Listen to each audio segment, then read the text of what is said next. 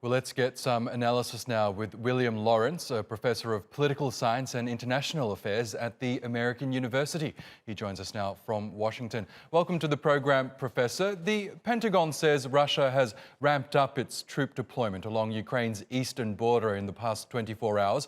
The US also says Moscow has moved thousands more troops and weapons to Belarus, to Ukraine's north. That's despite the flurry of diplomatic activity that continues. Is this more posturing from Russia, or is it gearing up for a possible invasion? It's both. The U.S. has said recently, Blinken, that there's been over 100 diplomatic meetings getting ready to respond to whatever Russia does, war or other types of moves. The Russians now have 140,000 troops, tens of thousands moving into Belarus, and this new agreement with Belarus that they can put nuclear weapons and other defense materials on the border. Putin could go either way now. He has many options. One is to shore up the current operation in Donbass, and another is to grab a little more territory where there's a lot of Russian speakers, and the other is to take Kiev. And of course, there's other types of attacks, cyber attacks, other disruptions of Ukraine. The ball is very much in Putin's court right now, and everyone else is just trying to figure out what to do, whatever he does.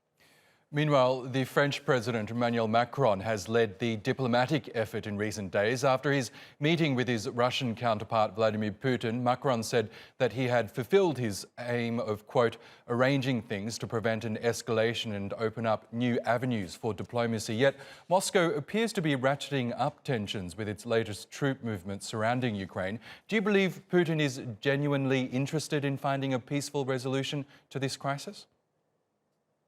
No. I think he's interested in gaining advantage, either gaining advantage not through war, but through almost war, or gaining advantage through war.